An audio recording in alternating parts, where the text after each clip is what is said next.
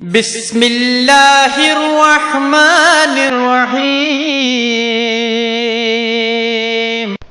اللہ کے نام سے شروع جو نہایت مہربان رحم والا۔ سبانے جا سلام پل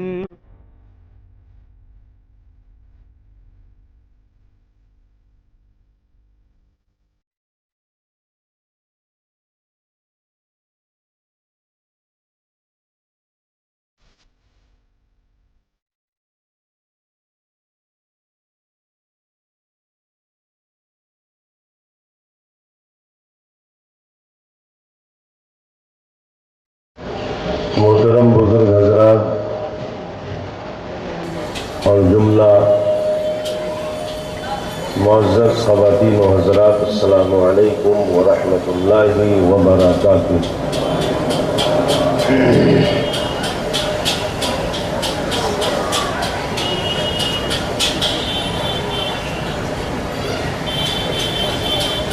نحمدہ ونصلي ونسلم على رسوله النبي الكريم الرؤوف الرحيم۔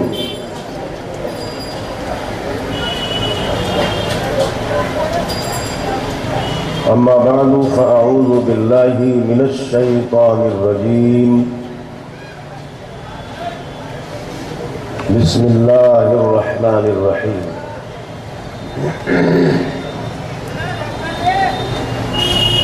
قال الله تبارك وتعالى في القرآن المجيد كما ورد سورة البقرة: ومن الناس من يقول آمنا بالله وباليوم الآخر وما هم بمؤمنين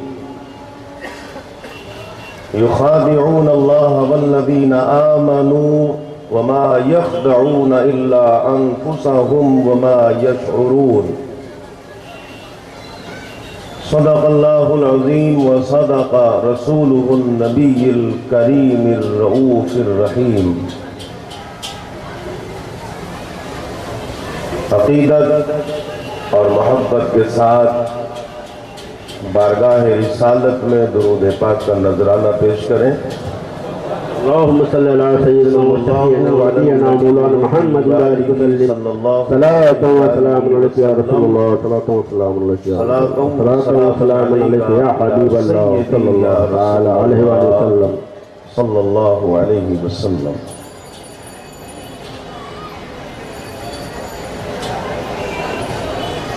ہم میٹ دیں گے تجھ کو مٹ کر مٹانے والے، ہم میٹ دیں گے تجھ کو مٹ کر مٹانے والے، آسان نہیں مٹانا نام و نشاں ہمارا۔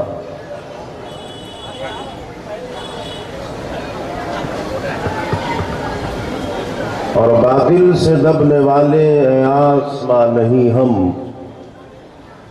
100 بار کر چکا ہے تو امتحان ہمارا۔ لرزا تھا ہم سے عالم، یہ تھا ہمارا عالم، تھا سبز سبز جھنڈا قومی نشاں ہمارا۔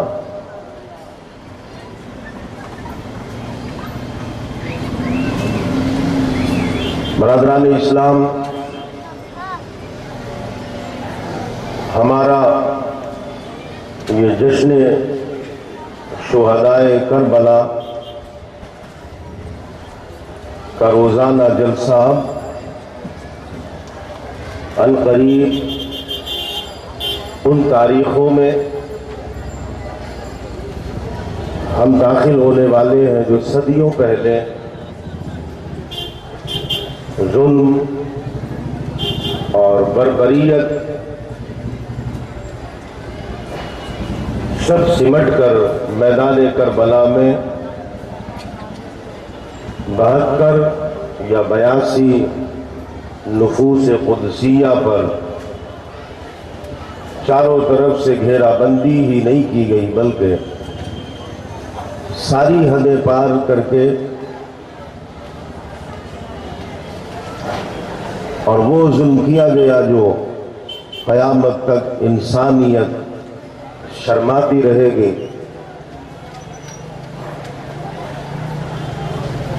اور 69 اور 82 افراد کا صبر و استقلال،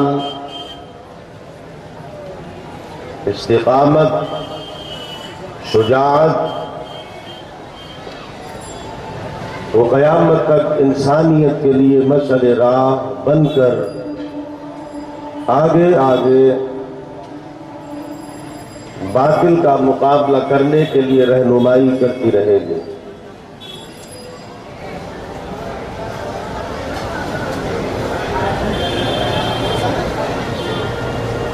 برادران اسلام، ابھی خطبہ مسنونہ کے بعد قرآن عظیم میں سے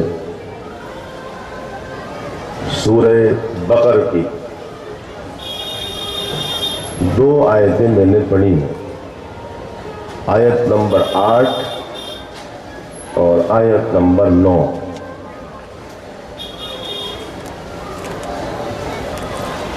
بڑی نصیحت آمیز یہ آیتیں ہیں. ان کے مفہوم پر اگر ہم غور کریں تو ہمیں بہت کچھ ان آیات کے ذریعے درس یعنی سبق مل سکتا ہے.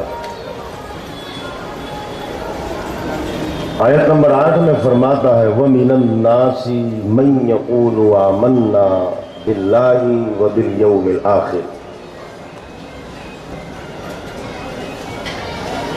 فرماتا ہے کہ لوگوں میں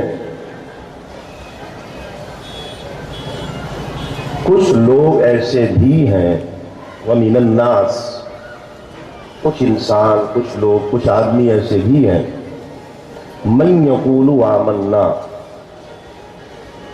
وہ کہتے ہیں ہم ایمان لائے، بِاللَّهِ وَبِالْيَوْمِ الْآخِرِ، اللہ پر اور آخرت پر.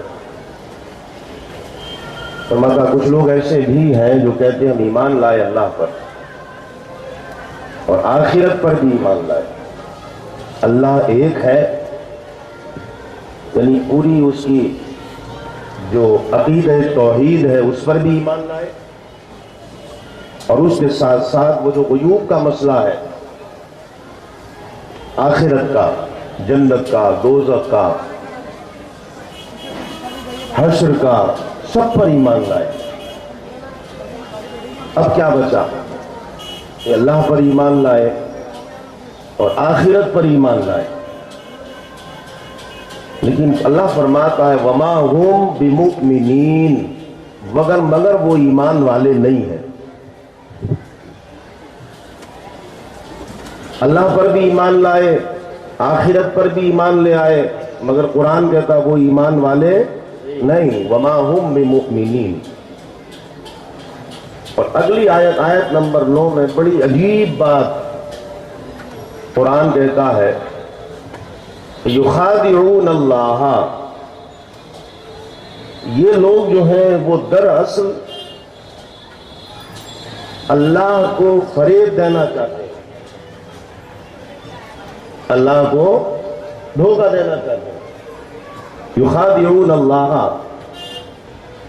والذین آمنوا، اور ایمان والوں کو بھی. یہ اتنے کم عقل ہیں کہ یہ چاہتے ہیں کہ اللہ کو ہم فریب دیتے ہیں، دھوکہ دیتے ہیں، اور ایمان والوں کو بھی دھوکہ دیتے ہیں. یخادعون اللہ والذین آمنوا وما یخدعون الا انفسهم. اللہ فرماتا ہے یہ اللہ کو کیا دھوکہ دیں گے، اللہ کو کیا فریب دیں گے. فرماتا نہ یہ اللہ کو فریب دے سکتے ہیں، نہ اہل ایمان کو فریب دے سکتے ہیں. وما یخدعون الا انفسهم، ہاں یہ فریب اور دھوکہ اپنے آپ کو دے رہے ہیں.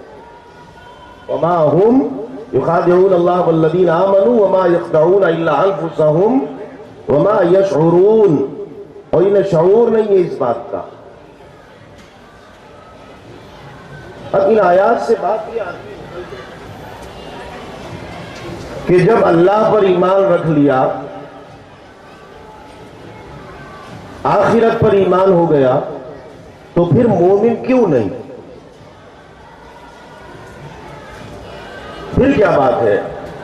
ایمان میں کس بات کی کمی ہے؟ اللہ پر ایمان، آخرت پر ایمان۔ آخرت میں ساری چیزیں آ گئی، کچھ بچا نہیں آخرت میں، سب چیزیں آ گئی۔ آخرت سے مراد جب روح قبض ہوئی تو روح قبض ہونے سے لے کر قیامت برپا ہونے تک، جنت اور دوزخ میں جانے تک، یہ سب آخرت ہے۔ یہ ان سب پر ایمان رکھتے ہیں، اللہ پر بھی ایمان رکھتے ہیں، مگر مومن نہیں۔ درمیان میں کیا رہ گیا؟ جو ایمان والے نہیں، تو درمیان میں ایک ہی چیز رہ گئی، یاد رکھیں، بس ایک ہی چیز رہ گئی۔ فرماتا آخرت پر ایمان رکھنا، اللہ پر ایمان رکھنا، یہ ایمان کے لیے کافی نہیں، بلکہ بیچ میں ایک چیز اور باقی، آخرت اور اللہ کے درمیان میں ایک چیز اور باقی ہے۔ وہ کیا ہے؟ وہ ہے ذات مصطفیٰ صلی اللہ علیہ وسلم۔ فرماتا یہ دھوکہ دینا چاہتے ہیں، لا الہ الا اللہ کا نعرہ لگا کر، قبر کے عذاب سے ڈرا کر، میدان محشر کی سختی اور گرمی کو بتا کر، جنت کے محل اور دوزخ کی آگ دکھا کر، یہ سب کچھ کرنا چاہتے ہیں، مگر میرے حبیب آپ اس قرآن کے ذریعے بتا دیں کہ ان کا دوزخ اور جنت سے ڈرانا، اس پر یقین رکھنا، مرنے کے بعد زندہ ہونے پر یقین رکھنا، میدان محشر میں جمع ہونا، ذرے ذرے کا حساب ہونا، روح پرواز کرنے کے بعد عالم برزخ کا پورا سفر طے کرنا، اللہ کی قدرت پر، اس کی بصارت پر، اس کی حکمت پر، اس کے علم پر، اس کی قدرت پر، سب پر ایمان رکھنے کے باوجود بھی ایمان والے نہیں۔ ایمان والا ہونے کے لیے میرے حبیب تجھے شامل کرنا ضروری ہے، اور اس کا خلاصہ پھر پہلی منزل پر کر دیا گیا، جس کو قبر کہتے ہیں۔ قبر جو پہلی منزل ہے اس میں کر دیا گیا۔ کیا ہوتا ہے قبر میں؟ قبر کہتے ہیں، یاد رکھیے، جس کو جہاں دفن کیا گیا اسے قبر کہتے ہیں، جس کو جہاں جلا دیا گیا اسے بھی قبر کہیں گے، جس کو جس جگہ بہا دیا گیا اسے بھی قبر کہیں گے، جس کو کوئی درندہ کھا گیا اسے بھی قبر کہیں گے۔ تو کیا ہوتا ہے قبر؟ بخاری، مسلم، ترمذی، ابن ماجہ، نسائی، کل کتب احادیث، آقا نے فرمایا جب تم دبا دیتے تو کیا ہوتا ہے؟ یاتیہ ملکان، دو فرشتے آتے ہیں، فیجلسانی ہی، اور اس کو پھر اٹھا کر بٹھالتے ہیں، فیقولان، پھر وہ دونوں فرشتے اس سے کہتے ہیں من ربک، تیرا رب کون ہے؟ تو حضور فرماتے ہیں کہ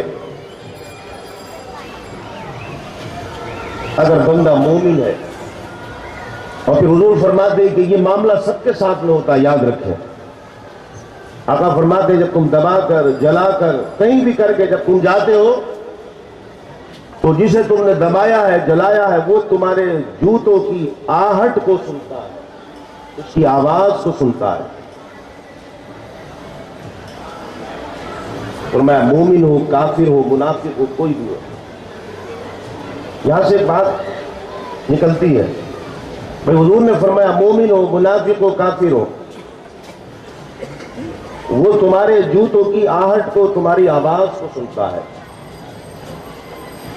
کب؟ مرنے کے بعد۔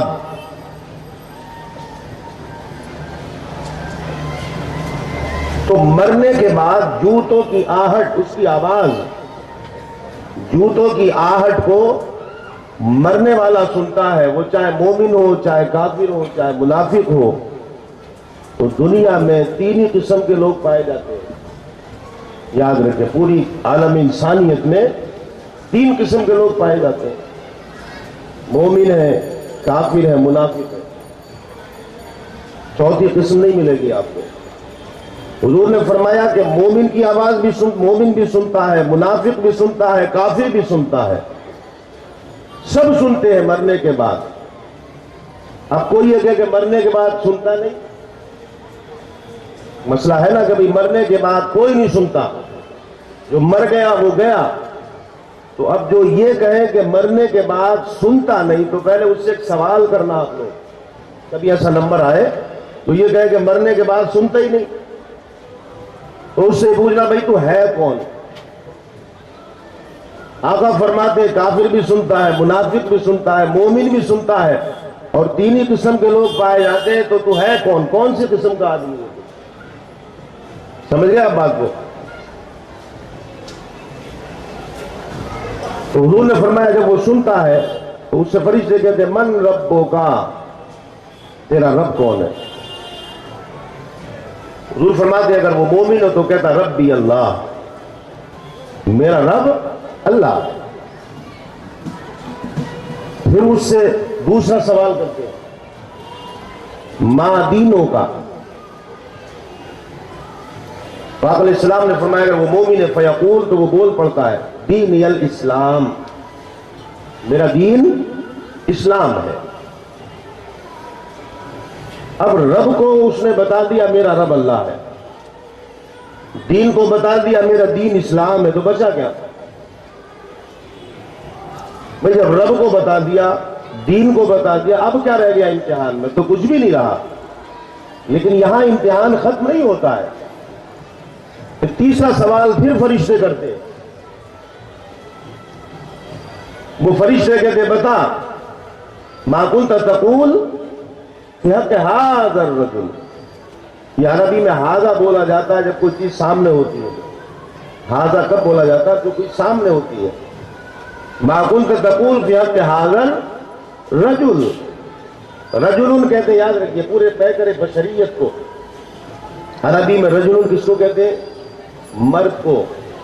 पूरे तय करे बशरियत को। तस्वीर को रजुलुन नहीं कहते, फोटो को रजुलुन नहीं कहते, रजुलुन कहते पूरे तय करे बशरियत को। हदीस में मा कुंत तक़ूल फी हक़्क़ि हाज़ा रजुल ले मुहम्मदिन सल्लल्लाहु अलैहि वसल्लम।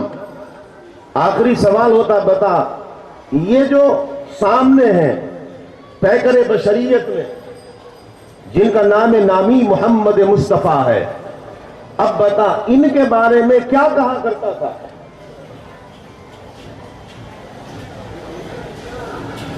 ये तीनों सवाल किससे? मोमिन ने जवाब दे दिए।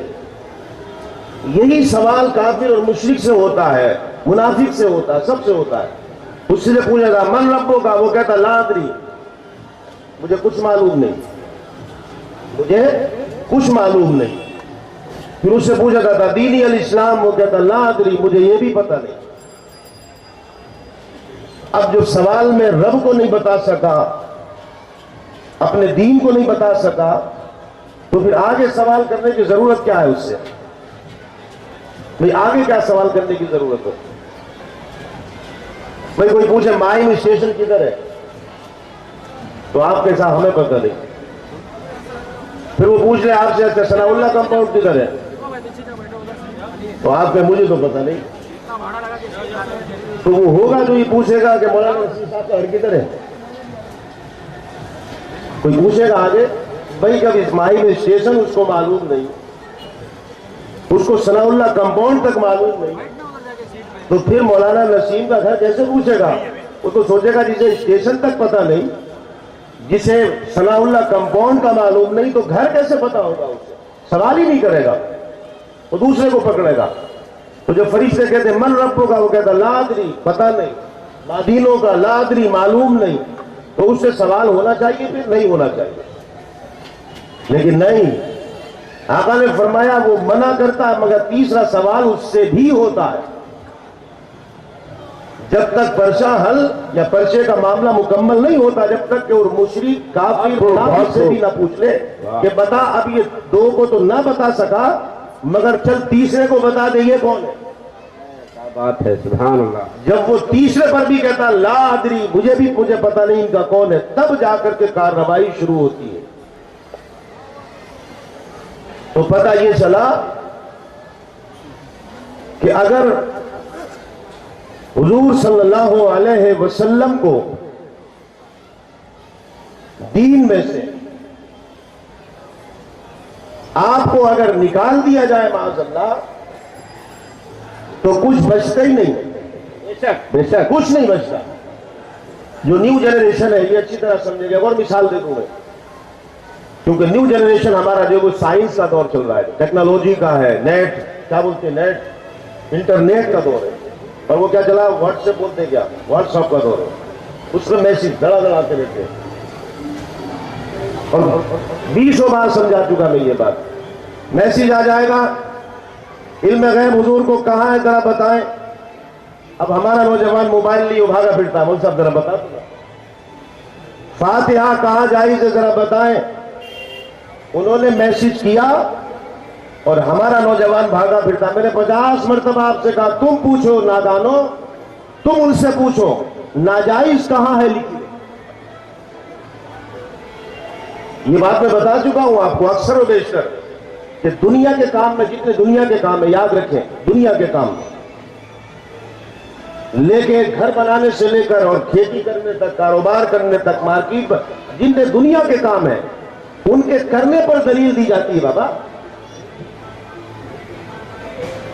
سامنے ہوٹل ہے، یہ سامان باہر رکھ دیں تو ہر آدمی پوچھے گا بھائی باہر کیوں رکھا، تو دلیل دیں کہ کیوں رکھا. یا تو کہیں گے بھائی اندر چوہے بہت ہو گئے ذرا صفائی کر رہے ہیں، یا کہیں گے پلاسٹر کمزور ہو گیا اس کا پلاسٹر کرا رہے ہیں، یا کہیں گے بھائی ہمارا اگریمنٹ پورا ہو گیا خالی کریں. دلیل دیں گے نا. دنیا کے جتنے کام ہیں ان کے کرنے پر دلیل دی جاتی ہے، اور شریعت کے جتنے کام ہیں لے کے مستحب سے اور فرائض تک ان کے نہ کرنے پر دلیل دی جاتی ہے. نماز کا وقت ہم لوگ نماز کو چلے، کوئی ایک شخص نماز کو نہیں جاتا ہو، اس سے پوچھیں گے بھائی نماز کو کیوں نہیں جاتا، یہی تو کہیں گے نا. یا وہ ہم سے کہے گا نماز کو کیوں جا رہے ہو. بھائی وہ پوچھے گا ہم سے کہ نماز کو کیوں جا رہے ہو، یا ہم پوچھیں گے نماز کو کیوں نہیں جاتے. تو ہم جب پوچھیں گے نماز کو کیوں نہیں جاتا تو وہ دلیل دے گا. وہ کہے گا یا تو میں نے پڑھ لی، یا اپنا کوئی عذر بیان کرے گا میں اس لیے نماز کو نہیں جاتا. مسجد میں قرآن خوانی ہوتی ہو، 10 لوگ قرآن پڑھتے ہو، ایک آدمی تنہا بیٹھا ہو، تب اس سے پوچھیں گے بھائی تو قرآن کیوں نہیں پڑھتا، تو وہ دلیل دے گا میں کیوں نہیں پڑھتا. تو شریعت کے جتنے کام ہیں اس میں نہ کرنے پر دلیل دی جاتی ہے، کرنے پر دلیل دی جاتی ہے. دنیاوی کام میں اگر فاتحہ پڑھتے ہیں تو پڑھنے والوں سے دلیل نہیں مانگی جاتی ہے، دلیل ان سے مانگی جائے گی نہیں پڑھتے. ان سے کہا جائے گا کہ دلیل آپ دو، قرآن میں کس جگہ ہے، حدیث میں کس جگہ ہے کہ فاتحہ نہیں پڑھنا چاہیے، دلیل آپ دو. الٹا چور کوتوال کو ڈانٹ جائے آپ کو، سوال الٹا ہو رہا ہے.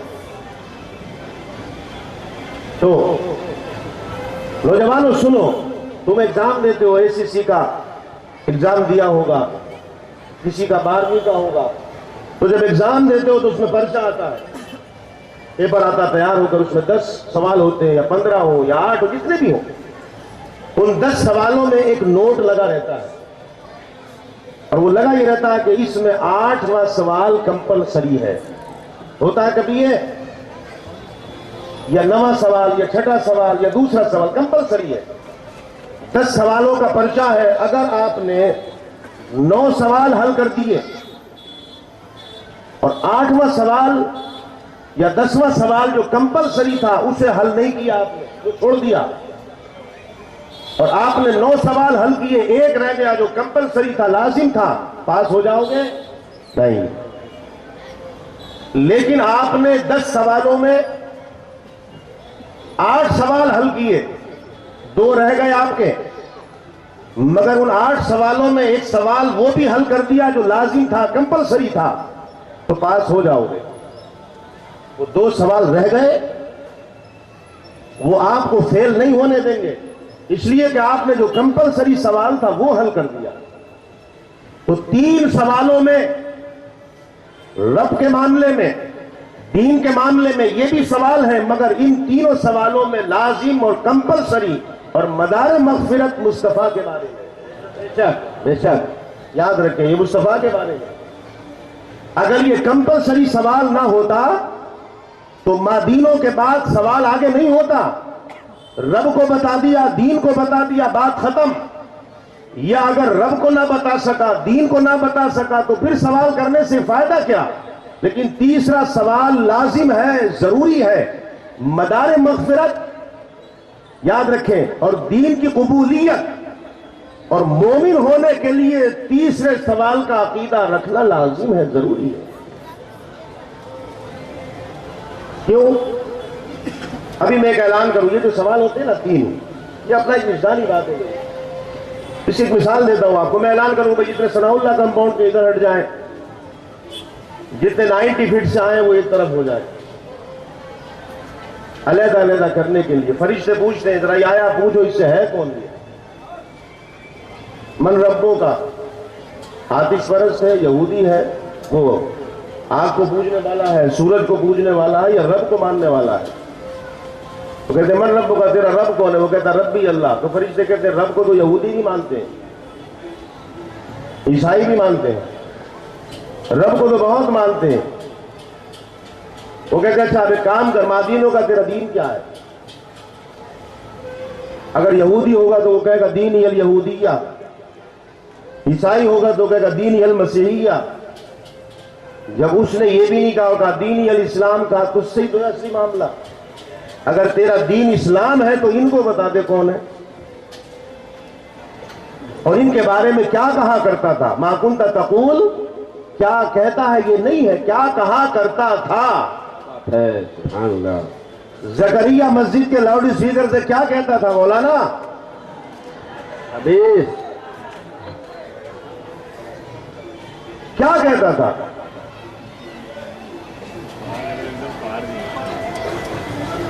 جمعے کو ایک آواز آئی کہ وہ فاروق اعظم کا جشن شہادت کیوں نہیں مناتے، حضرت حمزہ کی شہادت کیوں نہیں مناتے، عثمان غنی کی شہادت کیوں نہیں مناتے، اس میں غم کیوں نہیں مناتے؟ تو سب سے پہلا جواب یہ غم ہم تھوڑی مناتے ہیں۔ یہ کس نے کہہ دیا ہم غم حسین مناتے ہیں؟ غم حسین نہیں مناتے، دراصل شہادت حسین کا چرچا کرتے ہیں۔ اور سارے شہداء صحابہ کرام تقریباً 259 صحابہ شہید ہوئے، یاد رکھیں 259 کل صحابہ کتنے شہید ہوئے؟ 259 259 صحابہ کی شہادت کا چرچا اتنا کیوں نہیں کرتے ہیں اور شہادت حسین کا چرچا اتنا کیوں کرتے ہیں؟ موضوع آج نہیں ہے، یہ کل بتاؤں گا انشاءاللہ، یہ بھی کام کی بات ہے آپ کے لیے۔ اور اگر ان مولوی صاحب کے کان میں آواز پہنچ رہی ہو تو مؤدبانہ ان سے بھی گزارش ہے وہ بھی بیٹھ جائیں کہ سن لیں کہ کیوں کرتے ہیں ہم چرچا، شہادت حسین ہی کا اتنا چرچا کیوں ہے اور شہداء کا اتنا چرچا کیوں نہیں کرتے؟ یہ لفظ کیوں کا جواب انشاءاللہ العزیز میں کل دوں گا آپ کو، آج موضوع الگ ہے۔ بہرحال اب یہ بات سمجھ گئے آپ؟ تو فرشتے کہتے تجھی سے تو بتا، تو یاد رکھیں قبر سے لے کر حشر تک، قبر سے لے کر حشر تک، اور قبر سے لے کر بابا کہاں؟ شروع سے لے کر، پیدا ہونے سے لے کر، اور پیدا بھی تب ہوتے ہو جب کہ پیدائش کی یہ اجازت ملتی ہے شریعت میں، تب مصطفیٰ کی ضرورت پڑتی ہے بابا۔ بغیر مصطفیٰ کی ضرورت کے تو یہ آج تقریباً 700 کروڑ کی آبادی ہے ورلڈ لیول پہ، 700 کروڑ انسان آباد ہے اس وقت۔ اب کتنے کروڑ چلے گئے، کتنے کروڑ آئیں گے؟ یہ جتنے بھی آئے اور جتنے بھی ہیں اور جتنے آئیں گے یہ سب مصطفیٰ کی وجہ سے آئے۔ بے شک بے شک۔ آپ پوچھیں وہ کیسے؟ تو بھنڈی بازار کی خبر نہیں ہے، آپ سمجھ گئے؟ خبر ایسی نہیں دوں گا آپ کو، دلیل کے ساتھ دوں گا۔ اب پریشانی کیا ہے کہ ایک موضوع چل پڑتا ہے ادھر چل پڑو تو پھر پورا معاملہ ادھر چل پڑتا ہے۔ سمیٹنے کی کوشش کروں گا جلدی سے۔ دیکھیے جانور بھی ہیں، آپ جھینگے سے لے کر مگرمچھ تک لے لیں، آپ چیونٹی سے لے کر ہاتھی تک لے لیں، سب جانور ہیں کہ نہیں؟ بیل ہے، گائے ہے، بکری ہے، جتنے بھی جانور ہیں سب صاحب اولاد ہوتے ہیں، ہوتے نہیں ہوتے ہیں؟ سب کے بچے پیدا ہوتے ہیں۔ جانور کو بھی ممتا ہوتی ہے اپنے بچے سے، جانور کو بھی ممتا ہوتی ہے۔ ایک بکری یا ہرن اپنے بچے کی ممتا میں شیر سے ٹکرا جاتی ہے، ہوتا نہیں ہوتا؟ ایک مرغی اپنے بچے کو وہ چیل کے جھپٹے سے بچانے کے لیے، جانتے ہیں آپ، وہ اپنی جان جوکھوں میں ڈال دیتی ہے۔ ممتا ہوتی ہے، ممتا ہوتی ہے، مگر ان کی ممتا چند مہینوں کی ہوتی ہے، بس اس سے آگے نہیں۔ اگر بکری کا بچہ ہے تو وہ چند مہینوں کی، بکری کا بچہ جہاں ہوشیار ہوا، دودھ چھوڑا اس نے اور اس کے بعد وہ چارہ کھانے لگا، تو پھر بکری اگر کھاتی ہو برابر میں آ جائے تو مار کے دور بھگا دیتی ہے، ہوتی نہیں ہوتی ہے؟ ممتا ختم۔ مگر انسان کی ممتا ختم کیوں نہیں ہوتی؟ 80 سال کی ماں ہو جائے، 80 سال کی، اور بیٹا بھی دادا بن جائے، تب بھی اس 80 سال کی ماں کی ممتا وہی رہتی ہے جو پہلے دن تھی، رہتی ہے۔ میں آپ کو سمجھا رہا ہوں کہ بغیر مصطفیٰ کے کچھ ہے ہی نہیں، اور یہ ممتا کسی بھی دھرم کا، کسی بھی مذہب کا، مرد ہو عورت ہو، سب کے اندر ہوتی ہے، کوئی ہے ہی نہیں ایسا۔ اگر ماں کتنی بڑھاپے میں پہنچ جائے، باپ کتنا بوڑھا ہو جائے، مگر بیٹے کے ساتھ میں، بیٹی کے ساتھ میں وہی ممتا، وہی پیار رہتا ہے، وہ کم نہیں ہوتا۔ اور جانوروں کا، جانداروں کا ختم ہو جاتا ہے، انسان کا ختم نہیں ہوتا۔ کبھی سوچا ہے؟ آج بتاتا ہوں آپ کو کیوں نہیں ہوتا ہے۔ اللہ نے زمین و آسمان جیسے پیدا کیے، کل مخلوق اسی نے پیدا کی، جانور بھی اسی نے پیدا کیے، انسان بھی اسی نے پیدا کیے، مگر جب حضرت آدم کو اللہ نے بنا دیا اور حضرت آدم جب جنت میں رہنے لگے اور ان کو اچانک ایک دن جب سو کر اٹھے تو ایک عورت دکھی، جب سو کر اٹھے تو حسین و جمیل لباس فاخرہ کے ساتھ ایک عورت دکھی، ہم جنس تھی، آپ کی پسلی سے پیدا کی گئی، جن کو حضرت حوا کہتے ہیں۔ جیسی آپ نے دیکھا اٹھ کر بیٹھے تو ظاہر بات ہے اپنی ہم جنس تھی، ہاتھ بڑھایا کہ ان کو چھو لیں، نیند آ گئی اللہ کی طرف سے، آدم نہیں ٹچ نہیں کر سکتے، ہاتھ مت لگانا۔ یہ بات اللہ نے کسی جانور سے نہیں کہی۔ اگر اللہ نے بکری کا جوڑا پیدا کیا تو ان کو چھوٹ دیتی، جاؤ، جتنے جانور پیدا کیے سب کو کہا جاؤ، اور ہم نے تمہارے اندر وہ چیزیں رکھ دی کہ تم اپنی نسل بڑھاؤ۔ مگر جب حضرت آدم کی بات آئی تو اللہ نے فرمایا نہیں آدم ابھی ہاتھ نہیں لگا سکتے۔ عرض کی مولا کیوں؟ فرمایا ابھی کچھ شرائط ہے، جبریل کو بھیجا، میکائیل اور اسرافیل کو بھیجا، جاؤ وہ جو شرط ہے اسے پوری کرو تب ہاتھ لگائیں گے آدم۔ حضرت جبریل آئے، کہا اے آدم، اے اللہ کے نبی، اللہ فرماتا پہلے نکاح ہوگا آپ کا تب ہاتھ لگائیں گے، آپ کا نکاح ہوگا تب ہاتھ لگائیں گے۔ تو کہا ٹھیک ہے نکاح پڑھا دے۔ اللہ نے جبریل سے کہا جبریل ابھی دوسری شرط ہے، نکاح بعد میں ہوگا، پہلے مہر طے ہوں گے، پہلے ان کو مہر دینا پڑیں گے تب نکاح ہوگا، ایسے نہیں۔ حوا کو ہاتھ تب لگائیں گے جب یہ مہر ادا کر دیں گے۔ جب کہا کہ مہر دے تو حضرت آدم نے کہا میرے پاس تو کچھ بھی نہیں ہے، کیا دوں؟ تو اللہ نے فرمایا کچھ نہیں کہا، کچھ نہیں کہا، مہر ہم بتاتے ہیں ادا تم کر دو، اور کل کتب حدیث میں ہے، اس کا انکار کوئی کر ہی نہیں سکتا۔ کہا مولا کیا مہر ہے؟ فرمایا 70 یا 70,000 یا 700، 3 روایتیں آتی ہیں، 70 بھی آتی ہیں، 700 بھی آتے ہیں، 70,000 بھی آتے ہیں۔ رب نے فرمایا 70 یا 70,000 یا 700 مرتبہ میرے مصطفیٰ پر درود پڑھ، یہ مہر ہے، یہ پڑھ کر ادا کرو تب مہر ادا ہوگا۔ ارے بابا یہ جو انسیت ہے، آج باپ بیٹے کے لیے مرا پھرتا ہے، ماں بیٹی کے اور بیٹے کے لیے مری پھرتی ہے، یہ مصطفیٰ کا صدقہ ہے، یہ مصطفیٰ کی ہی بدولت ہے۔ اگر مصطفیٰ کے نام پر درود پاک پڑھ کر اگر مہر ادا نہ کیے جاتے تو جیسے جانور پھرتے رہتے نا، بکری کے سامنے اس کے بچے کو ذبح کرو تب کچھ نہیں کہتی، بھینس کے سامنے اس کے بچے کو ذبح کر دو تب کچھ نہیں کہتی۔ اگر مصطفیٰ وہاں شامل نہ ہوتے، نام مصطفیٰ اگر شامل نہ ہوتا تو آج نہ بیٹے کی محبت ہوتی، نہ ماں کی محبت ہوتی، نہ بہن کی محبت ہوتی۔ تو شروع میں مصطفیٰ کی محبت، بغیر مصطفیٰ کے چارہ نہیں، اور آخر میں بھی بغیر مصطفیٰ کے چارہ نہیں۔ مصطفیٰ تو ہر مرحلے میں، ہر مرحلے میں۔ آئیے آج بات کرتے ہیں اہل بیت میں سے۔ کل جیسے ہم نے کہا تھا کہ حضرت عثمان غنی رضی اللہ تعالیٰ عنہ کو شہید کر دیا۔ شہید کرنے والے کلمہ پڑھ رہے تھے، نمازیں بھی پڑھ رہے تھے، مسجد نبوی میں اذان بھی دے رہے تھے، قرآن مچا دیا گیا، گھر لوٹ لیے گئے۔ یاد رکھیں، گھر لوٹے گئے۔ حضرت ابو ہریرہ بخاری میں ہے، حضرت ابو ہریرہ کے پاس ایک تھیلی تھی، تھیلی اس میں کھجوریں رکھتے تھے، اور وہ کھجوریں کیا تھی وہ بھی سن لیں۔ ایک مرتبہ حضور کی بارگاہ میں کچھ مہمان آئے، اور حضور نے اس وقت اتفاق سے حضرت ابو ہریرہ ہی حضور کے پاس تھے اور حضرت بلال، یہ دو لوگ تھے بس۔ حضور نے حضرت بلال سے فرمایا بلال دیکھو گھر میں کچھ ہے کھانے کے لیے، مہمان آئے۔ حضرت بلال نے آن کر کہا یا رسول اللہ گھر میں تو کچھ بھی نہیں ہے اس وقت۔ حضور نے حضرت ابو ہریرہ سے فرمایا تمہارے گھر کچھ ہے؟ حضرت ابو ہریرہ گئے، گھر میں کچھ تھا نہیں، ایک تھیلی تھی جس میں کھجوریں رکھتے تھے، وہ لے آئے۔ وہ کہا یا رسول اللہ اور تو کچھ نہیں ہے، کھجور ہے، کھجوروں کی تھیلی ہے۔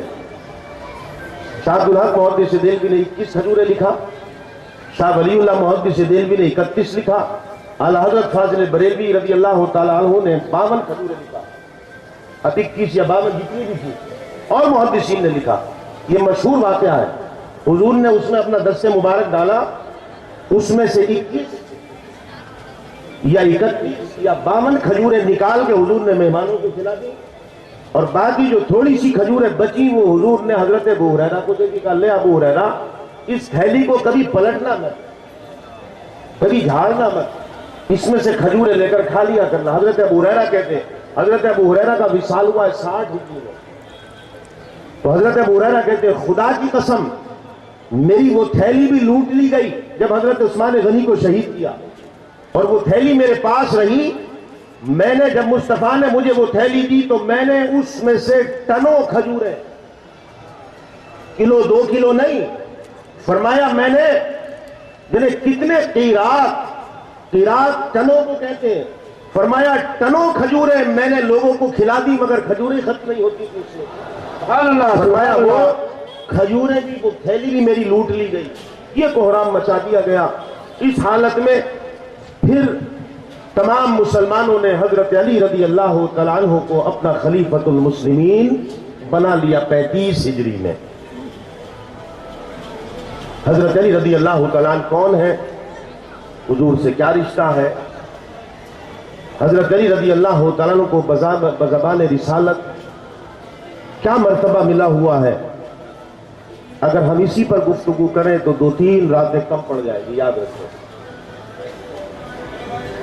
حضور صلی اللہ علیہ وسلم کے چچا ابو طالب کے صاحبزادے ہیں، چچازاد بھائی ہیں۔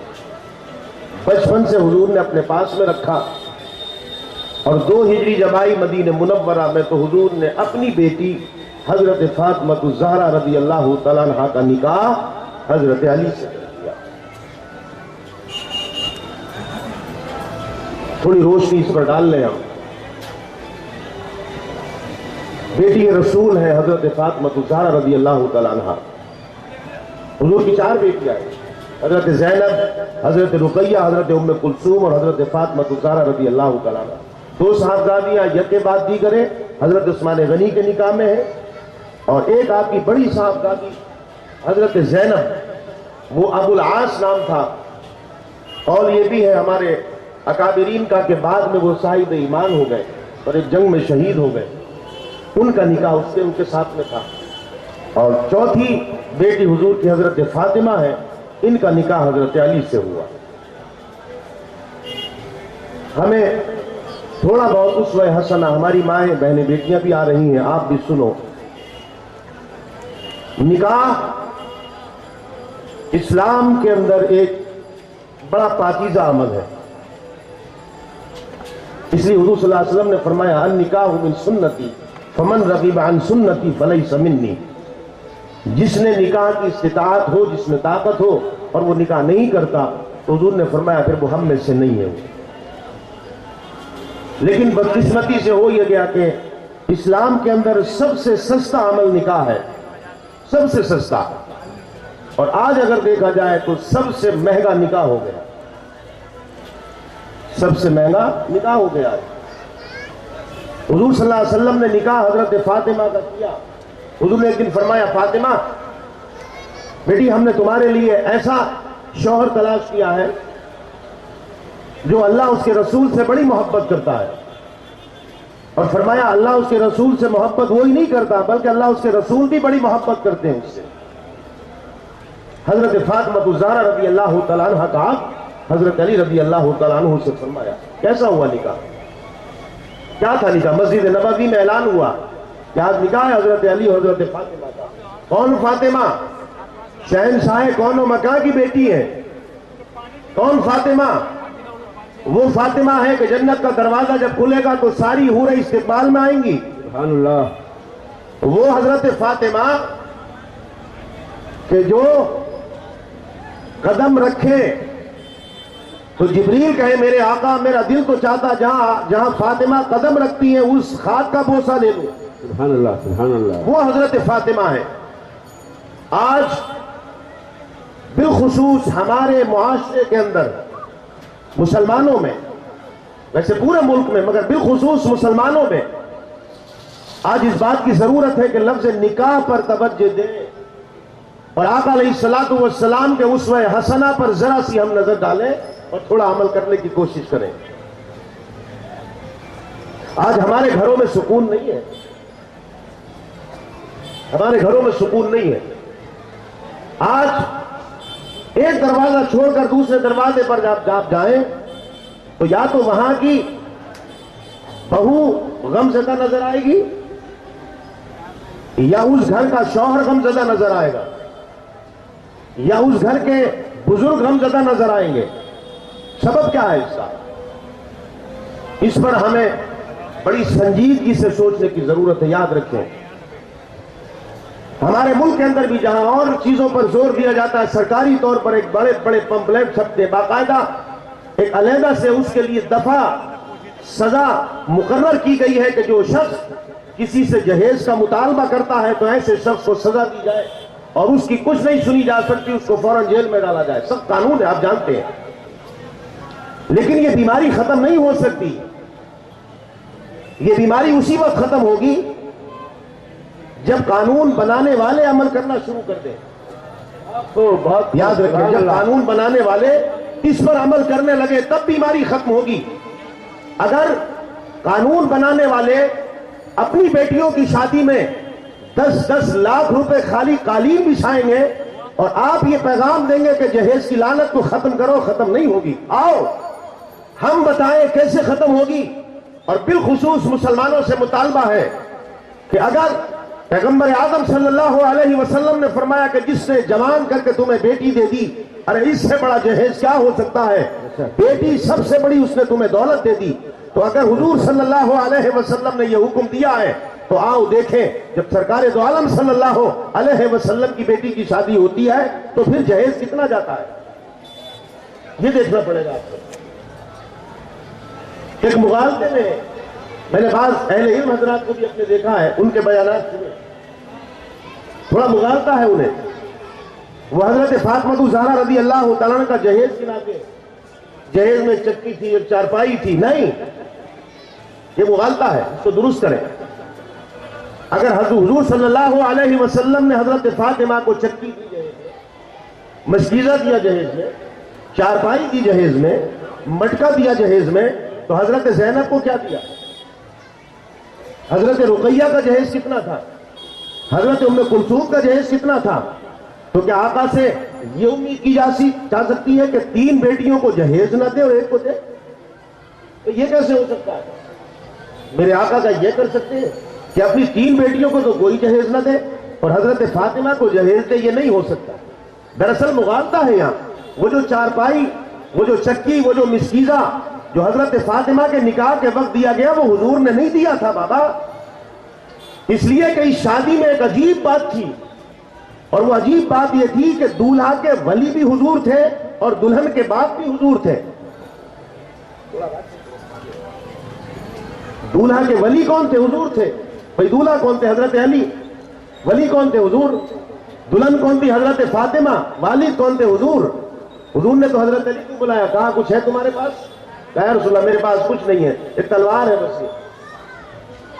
فرمایا اس کو بیچو، اس کو بیچ کے آؤ اور پیسے لاؤ، تمہاری شادی کا سامان خریدا جائے گا۔ حضرت علی راستے میں جا رہے تھے، حضرت عثمان غنی مل گئے، کہا علی کہاں جا رہے ہیں؟ کہا تلوار بیچیں گے۔ حضور نے فرمایا شادی ہے ہماری۔ کہا کتنے؟ کہا 300 درہم، یا کتنے بھی؟ کہا وہ ہم دیتے، تلوار ہمیں دیتے، تمہیں بیچ نہیں ہے۔ انہوں نے خرید لی، پیسے دے دیے، حضور کو لا کر کے پیسے دے دیے۔ حضور نے کچھ حضرت بلال کو دیے سامان منگانے، کچھ ام الفضل کو جو حضور کی چچی تھی ان کو دیے کہ دلہن کا سامان اکٹھا کرو۔ یہ پیسہ کس کا تھا؟ حضرت علی کا۔ اس پیسے کا جہیز تھا۔ اور جب شادی ہو گئی تو حضرت عثمان غنی رضی اللہ تعالی ملنے آئے حضرت علی سے، وہ تلوار تحفے میں دے دی۔ کہا یہ شادی کا میری طرف سے تحفہ ہے۔ تو یہ حضور صلی اللہ علیہ وسلم کی شہنشاہ کون و مکان کی بیٹی کی شادی ہے، لیکن لفظ جہیز کا ایک چیز نہیں ہے۔ اس لیے فرمایا کہ تم جہیز کا مطالبہ کرو گے تو پھر ہم میں سے نہیں۔ جب یہ جملہ کہہ دیا تو قیامت تک کوئی یہ نہیں کہہ سکتا کہ آقا نے اپنی بیٹیوں کی شادی کی تھی تو جہیز دیا تھا۔ اب ہم قانون بنائے کہ جہیز لینا، جہیز کا مطالبہ کرنا یہ جرم ہے اور اس کے خلاف کارروائی ہوگی بابا، تو سب سے پہلے بڑے لوگ آپ کرو اس کام کو، آپ اس پر پابند ہو کر کے خود عمل کر کے دکھاؤ، غریبوں کا بھلا ویسی ہو جائے گا۔ دوسری بات، نکاح جب کریں، اب بات نکاح کی نکلی ہے تو تھوڑی ہدایت کی بات ہے، میں سمجھتا ہوں سب سن لیں اور کام دیں گے۔ ہمارے یہاں کیا ہوتا ہے؟ ہمارے یہاں ہو یہ رہا ہے اب بالخصوص صحیح بخاری کی حدیث، حضور نے فرمایا تنکح المرأۃ لاربع، لمالها وجمالها وحسبها ودینها فاظفر بذات الدین او کما قال۔ حضور نے فرمایا عورت سے 4 وجہ سے نکاح کیا جاتا ہے، لجمالها اس کے حسن کی وجہ سے، وحسبها اس کے خاندان کی وجہ سے، اور یا ودینها اس کے دیندار ہونے کی وجہ سے۔ یا تو اس خاندان اعلیٰ ہوگا، ومالها یا اس کے مال کی وجہ سے دولت مند ہوگی، یا خاندان اونچا ہوگا، یا حسن و جمال ہوگا۔ حضور نے فرمایا چوتھی وجہ ہے وہ دینها یا دیندار ہونے کی وجہ سے۔ لیکن آقا نے فرمایا فاظفر بذات الدین، میرے غلاموں تم اگر شادی کرو تو مال کی وجہ سے نہیں، حسن کی وجہ سے نہیں، خاندان کی وجہ سے نہیں، دیندار ہونے کی وجہ سے۔ اگر دیندار ہے، مال بھی ساتھ میں ہے تو کوئی حرج نہیں، دیندار ہے، حسن بھی ہے تو کوئی حرج نہیں، دیندار ہے، خاندان بھی اعلیٰ ہے تو کوئی وجہ نہیں، کوئی پریشانی نہیں، مگر سب سے پہلے دینداری دیکھو، دینداری دیکھو۔ ہمارے آج بڑا المیہ ہے، بہت المیہ ہے۔ آج ہمارے یہاں آئے دن طلاقوں کا مسئلہ، اور وہ بیٹھے پڑے جیسے وہ دریا کے کنارے بگلا بیٹھا ہوتا ہے، آنکھ بند کر کے، جیسے بڑے اللہ کے ولی کوئی وظیفہ پڑھ رہے ہیں، ایک ٹانگ اٹھا کے ایک ٹانگ پر بیٹھا رہتا ہے، مچھلی کی تلاش میں، کب اسے مچھلی ملے، کب کھا جائے۔ یہاں طلاقوں کا مسئلہ چل رہا ہے اور یہ بیٹھے پڑے ہیں بگلے بن کر، غیر مقلد تمہیں اچکنے کے لیے، تمہاری نسل کو نجاست بھری اور انتہائی ناپاک بنانے کے لیے۔ ادھر طلاقیں ہو جاتی ہیں، وہ کہتے طلاق نہیں، جاؤ جائز ہے، ہو رہا ہے۔ کس بات پر طلاقیں ہو رہی ہیں؟ کیا ہے وجہ طلاقوں کی؟ میری اپنی زندگی میں ابھی تک کوئی مسئلہ ایسا نہیں آیا طلاق کا۔ اچھا اس کے بعد کیا کہتے ہیں صاحب؟ وہ غصے میں کہتی ہے، بھئی پیار میں کون کہتا ہے؟ پیار میں بھی کوئی کہتا ہے اپنی بیوی سے پیار میں طلاق دیتا ہوں میں؟ اچھا غصے میں آپ کو طلاق ہی کیوں یاد ہوتی ہے اور کوئی جملہ یاد کیوں ہوتا ہے؟ کن باتوں پر طلاق ہیں بابا؟ نکاح کوئی کھیل نہیں ہے، نکاح تمہارے رسول کی سنت ہے، یاد رکھو، نکاح تمہارے رسول کی سنت ہے۔ اپنے رسول کی سنت سمجھو اس کو، اور تب نکاح کر کے اور پھر اپنی زندگی اپنے رسول کے فرمان کے مطابق گزارو۔ آج یہ کہنا بیجا نہیں ہوگا کہ آج جو طلاقوں کا زیادہ تر معاملہ پایا جاتا ہے، زیادہ تر، کچھ ایسی بھی ہیں جو جائز ہے، تو طلاق ہونا ہی چاہیے، مگر اکثریت جو طلاقیں پائی جاتی ہیں، میرا اپنا تجربہ یہ ہے، زبان سے نہیں کہتے آن کے، چاہے وہ لڑکی والے ہوں یا لڑکے والے ہوں، کوئی لڑکا یہ نہیں کہتا آن کے کہ میں اپنی بیوی کو اس لیے طلاق دے رہا ہوں کہ وہ نماز نہیں پڑھتی، یا ہم اس لیے طلاق لے رہے ہیں اپنی بچی کی کہ ہمارا شوہر نماز نہیں پڑھتا۔ کہیں سنا نہیں، زیادہ تر معاملہ طلاقوں کا یہی آتا ہے کہ سنڈے کو گھمانے لے کے نہیں جاتا، عید پر 2 جوڑی کپڑے بنا کے نہیں دیے، بنائے بھی تو وہ 1100 روپے کے تھے، 5000 کا سوٹ نہیں بنایا۔ ماں کو زیادہ سمجھتا ہے، بہن کو زیادہ سمجھتا ہے، ہمیں کچھ سمجھتا نہیں، یہی ہوتا ہے نا آج کل۔ یاد رکھو، 2 جملوں میں سمجھاتا ہوں، دونوں لوگ ہمارے سب کے ہیں، میری بھی بیٹی ہے، میرے بھی بیٹے ہیں، آپ کے بھی ہیں۔ ہم لوگ ایک بات پر عمل کر لیں، جب ہماری بیٹی جائے کسی کے گھر تو ہم اپنی بیٹی کو ایک ہی بات کہہ دیں، ایک ہی بات، اس سے یہ کہہ دیں کہ سن، اب تو جا رہی ہے اپنے شوہر کے گھر، وہاں پر تیرے سسر ہیں، ساس ہیں، اگر ہو تو تیری ننند ہے، تیرے دیور ہیں، فیملی کے جو بھی لوگ ہیں، یہاں تجھے پتا ہونا چاہیے کہ تو کبھی 10 بجے سو کر اٹھی تو ماں نے بھی اور باپ کے میں نے بھی نہ جانے تجھے کیا کیا کہا، تجھے سست بھی کہا، تجھے نہ جانے کن کن باتوں پہ ڈانٹا بھی، سب کچھ کہا۔ اگر کپڑے پڑے رہے تیرے دھلنے سے تو ہم نے یہ بھی کہا کہ تو کپڑے کیوں نہیں دھوتی، اس پر برا بھلا کہا۔ اگر کھانا ماں بناتی ہوئی تو کھانے کے لیے باپ کہے کہ میں نے تجھے کتنی بار ڈانٹا کہ ماں کا ساتھ کیوں نہیں دیتی۔ دیکھ، جیسے تو نے ہماری ڈانٹ کو اور ہمارے جھڑکنے کو اور ہمارے تنبیہ کرنے کو مسکرا کر کے برداشت کیا، اپنی سسرال میں جب جا رہی ہے اگر ساس بھی کوئی بات کہہ دے تو مسکرا کر برداشت کرنا، اگر تیرا سسر بھی کچھ کہہ دے تو مسکرا کر برداشت کرنا، تیری ننند بھی کچھ کہہ دے تو جیسے بہن کی برداشت کی اس کی برداشت کرنا۔ یہ تو بیٹی کو نصیحت کریں، یہ تو بیٹی کو نصیحت کریں، اور بیٹے والے بھی کچھ کہیں، بیٹے والے بھی یہ نہ سمجھے ہم لے آئے تو بس ہم ہی ہیں سب کچھ، وہ یہ نہ سمجھے کہ بس ہم ہی ہیں سب کچھ، بہت یہ مار دیا ہم نے شادی کر لی، تو وہ بھی یہ نہ سمجھے، وہ یہ سمجھے کہ جب ہماری بیٹی کوئی کام کرتی تھی غلط، کپڑے نہیں دھوئے، برتن توڑ دیے، سالن میں نمک زیادہ کر دیا، مرچی زیادہ کر دی، تو ہم نے اپنی بیٹی کا رونا پڑوس میں نہیں رویا جا کر کے، اپنی پڑوسن سے جا کے بیٹی کی بدنامی نہیں کری ہم نے، تو جب یہ آئی ہے تو یہ بھی ہماری بیٹی ہی ہے۔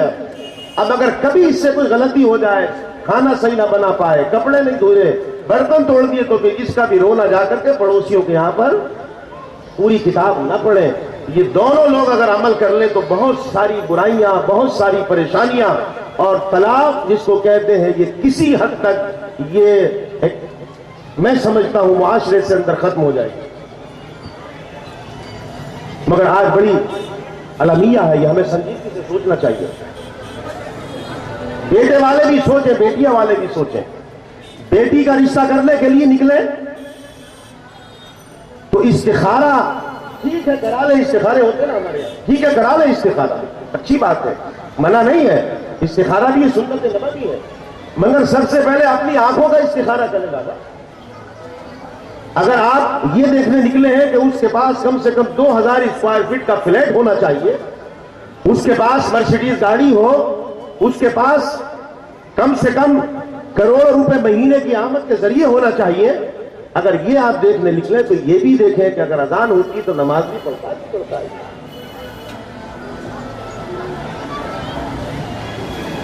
اگر رمضان المبارک کا مہینہ آتا تو روزے بھی رکھتا نہیں رکھتا ہے، یہ بھی دیکھیں۔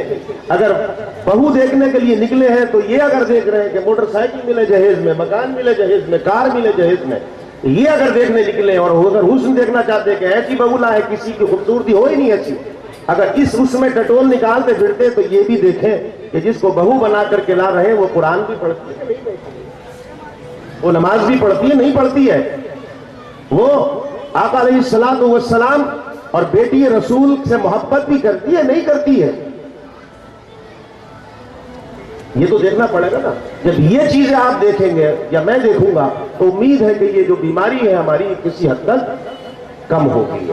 اور جب یہ چیزیں دیکھیں گے تو گھر کا معاشرہ بھی اچھا ہوگا, گھر کے اندر سکون بھی ہوگا. گھر کے اندر میں سمجھتا ہوں پہلے زمانے میں کیا ہوتا تھا, جو ہمارے بزرگ یہ بتائیں گے, جب نکاح ہوتا تھا تو جب دلہن گھر میں آتی تھی پہلی بار تو اسے صبح کو کیا کرتے تھے, صبح کو بلکہ بہت سارے علاقوں میں تو جہاں دلہن اتاری اور اس کو بٹھالا تو اس کا پہلا کام ہوتا تھا. کیا ہوتا تھا؟ پہلا کام یہ ہوتا تھا کہ بھائی کچھ بھی نہیں تو اس سے 3 بار قل پڑھوا کے اور 3 بار درود پاک پڑھوا کر سب بیٹھ کے اس کے ساتھ میں کھانا کھا لے, مٹھائی کھا لے. یہ پڑھوائے گا. آج معاملہ کیا ہے؟ آج وہ ڈی جے بولتے ہیں, ڈی جے چلتا ہے, ڈی جے, آواز کم نہیں, پورا فل آواز. میں نے بارہا کہا ہے کہ جب ہماری بچیوں کا معاملہ اب یہ ہوگا تو پھر کیا امید رکھیں گے ہم؟ بھائی ہم کیا امید رکھیں گے؟ کل کی اگر بات ہم لیتے ہیں تو کل کی بات کیا تھی؟ کل کی بات یہی تھی, نہ گھروں میں مکسر تھا, نہ فریج تھا, نہ کولر تھا, کچھ نہ تھا. ہاتھ کے پنکھا بنا لیا کرتی تھی عورتیں. گھر میں 10 لوگ ہوتے تھے اور گاؤں میں تو جانور بھی پالے جاتے تھے, بھینسیں بھی پالی جاتی تھی, بیل بھی پالے جاتے تھے.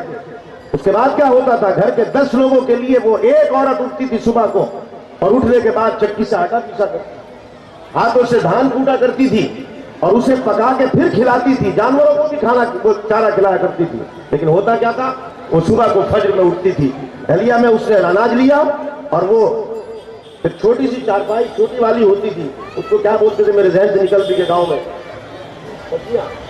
بچیاں, اس پر بیٹھ کر اور دودھ پیتا بچہ ہوتا تھا, پستان منہ میں دیتی تھی اور چکی گھماتی تھی.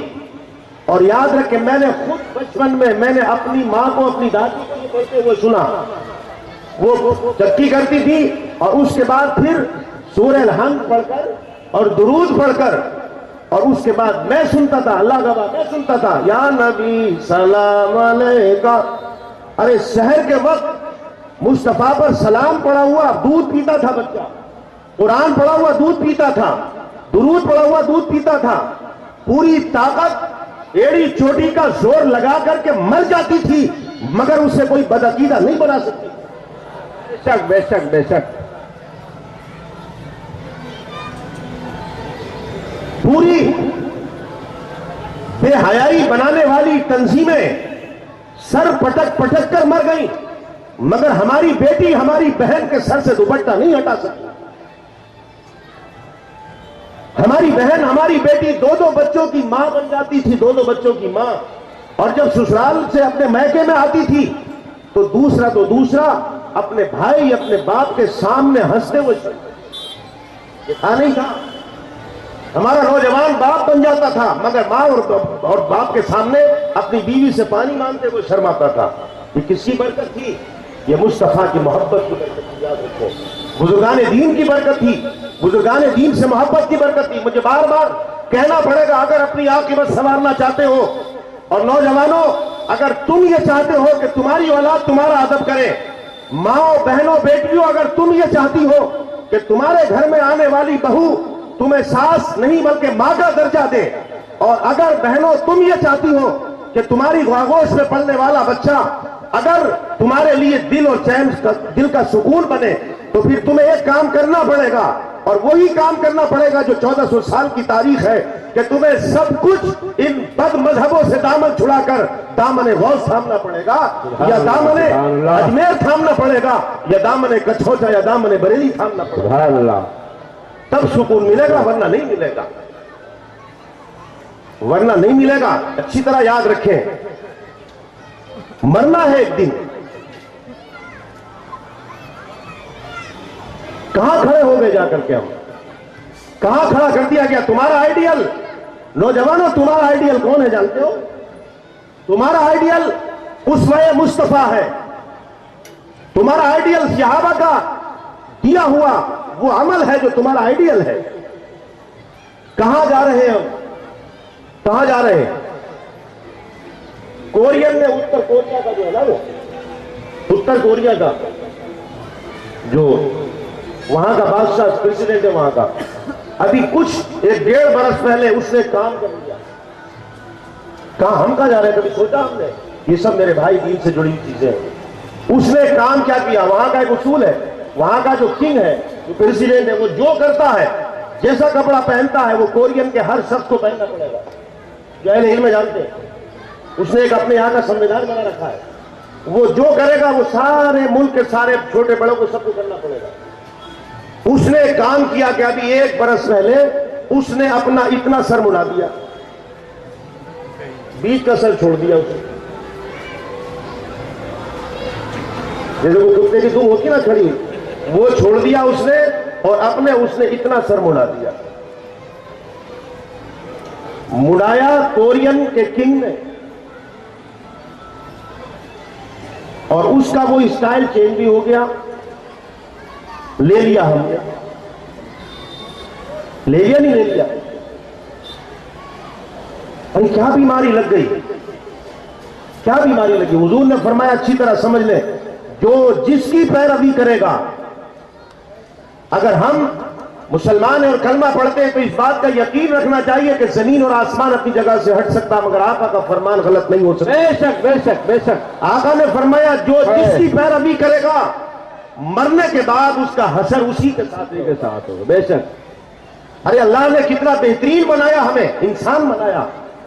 اور ہمارے نوجوانوں کو دیکھو، پورا وہ بیچ میں ایک مینارہ کھڑا کر دیتے ہیں اور سائڈ مڑا کر کے پھر رہے، سمجھتے ہیں بہت اچھے ہیں. صورتیں بگاڑ لی، صورتیں بگاڑ لی.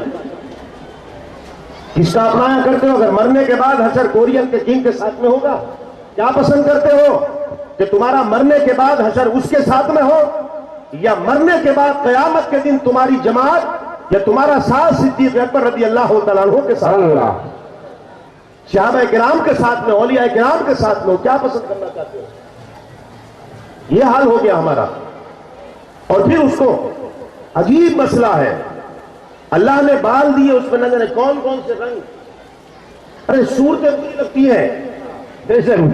میں اپنی طرف سے کوئی آپ کو زیادہ، آپ خود بتاؤ، صورتیں بری لگنے لگتی ہیں. بڑا حسین نوجوان ہوتا ہے، صورتیں بری لگنے لگتی ہیں. کیوں کر رہے ہو ایسا بھائی؟ کیا ہو گیا؟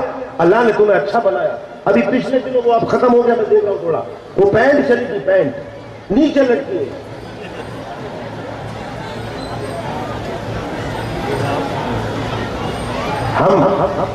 ہمیں کسی کے آئیڈیل کی ضرورت نہیں ہے، یاد رکھیں. ہمارے لیے آئیڈیل مصطفیٰ کا ہے. لقد کان لکم فی رسول اللہ اسوۃ حسنہ. آئیڈیل ہے مصطفیٰ ہمارے لیے. ہماری ماں اور بہنوں اور بیٹیوں کو کوئی سیریل دیکھ کر کے ان کے آئیڈیل کو اپنانے کی ضرورت نہیں ہے. بابا تمہارے لیے مصطفیٰ کی بیٹی کا آئیڈیل ہے، اس کو اپناؤ. اور جب یہ ساری چیزیں اپناؤ گے تو گھروں کے اندر سکون بھی ہوگا اور بے چینی سے نجات ملے گی. وقت سمٹ چکا ہے، 5-7 منٹ کی گفتگو آگے کرتا ہوں کیونکہ اس سے بہت لمبی گفتگو ہونے کا موضوع ہے. یہ بہرحال چند باتیں میں نے نصیحت میں سمجھا دی ہیں. اللہ مجھے بھی توفیق دے، آپ کو. حضرت علی رضی اللہ تعالیٰ عنہ نے خلافت سنبھالی، اور سنبھالنے کے بعد حضرت علی رضی اللہ تعالیٰ عنہ نے پھر دارالخلافہ مدینے سے کوفہ لے آئے. اور جتنے یہ بلوائی تھے منافق، ان کو پھر طاق تھی اسی بات کی کہ کسی بھی طریقے سے پھر نقصان پہنچائے. طاق میں رہے. حضرت امیر معاویہ رضی اللہ تعالیٰ ملک کے شام میں تھے، حضرت علی رضی اللہ تعالیٰ خلیفۃ المسلمین ہیں. اور یہاں تک کہ انہی منافقوں نے دین کا سہارا لے کر، قرآن کا سہارا لے کر امت مسلمہ میں پھر ایک ایسا رجحان پیدا کر دیا.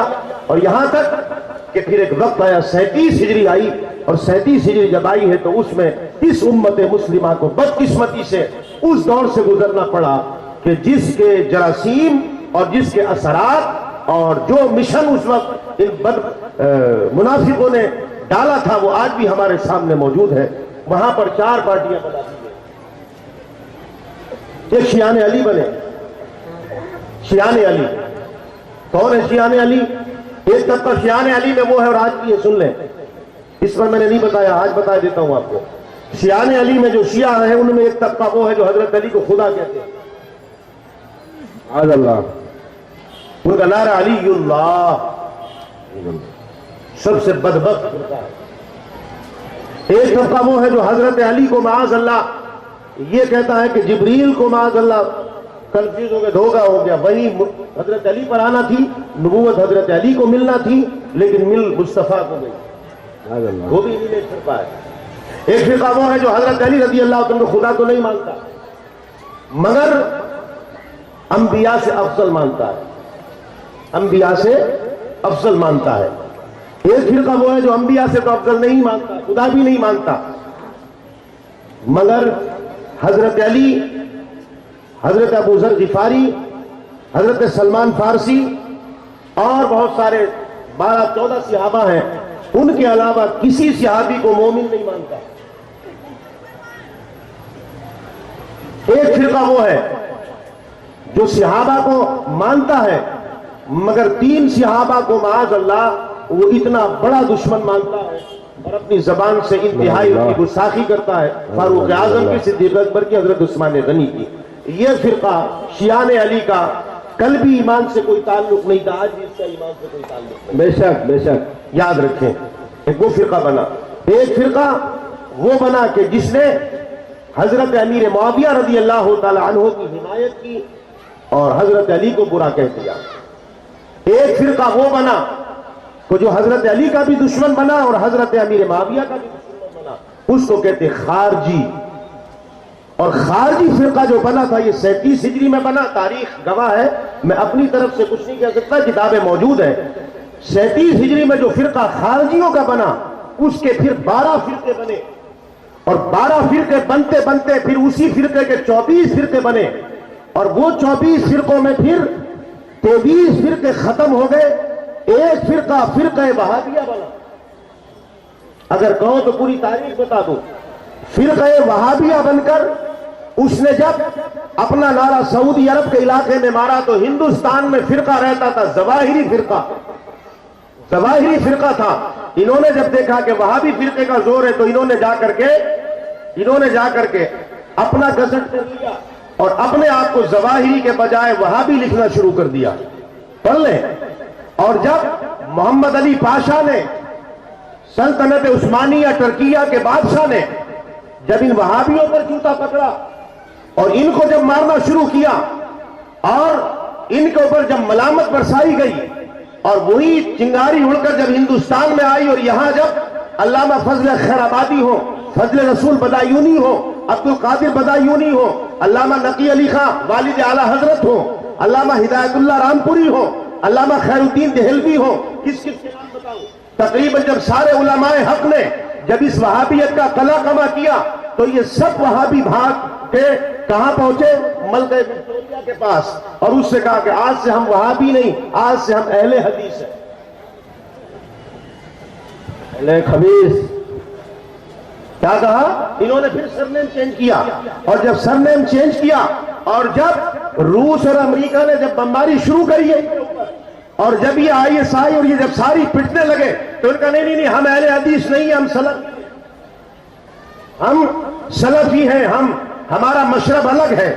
یاد رکھیں یہ وہی فرقہ ہے کہ جس نے حضرت علی رضی اللہ تعالیٰ عنہ کو شہید کیا. تاخیر میں سن لیں، جامع ترمذی ہے، نسائی ہے، ابن ماجہ ہے. امام قسطلانی کو پڑھ لیں، امام عسقلانی کو پڑھ لیں، جلال الدین سیوطی کو پڑھ لیں، فضل حق اور عبدالحق محدث دہلوی کو پڑھ لیں. کس چیز کے نام بتاؤں میں؟ شاہ عبدالحق محدث دہلوی کی مدارج النبوہ جلد نمبر 1 صفحہ نمبر 482 پڑھ لیں. کہاں بتاؤں؟ 482 جلد نمبر 1.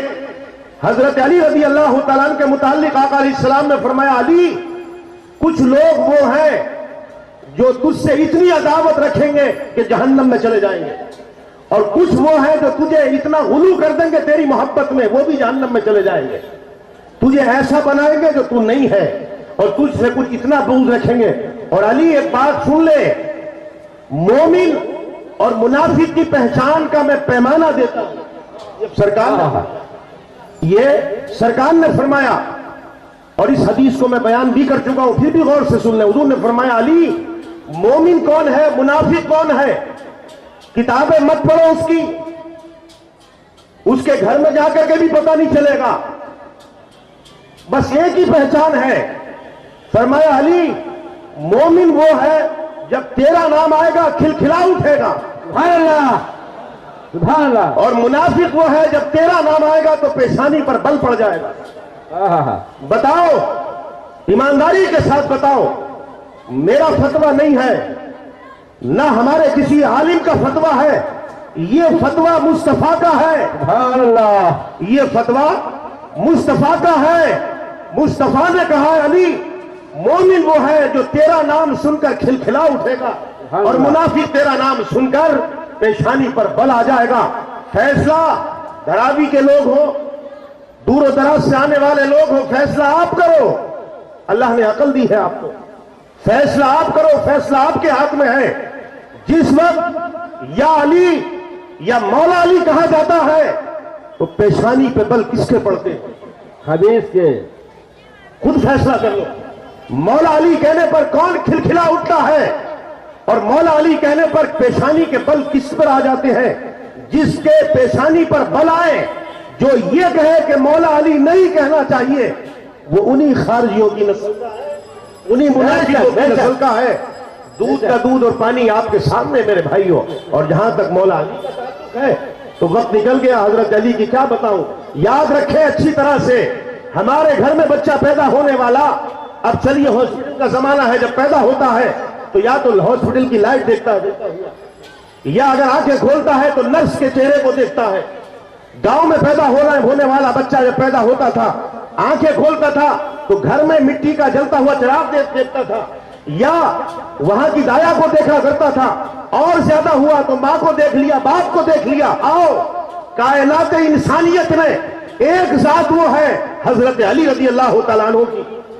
جب آپ پیدا ہوئے تو آپ کی والدہ کا نام بھی حضرت فاطمہ بنت اسد ہے.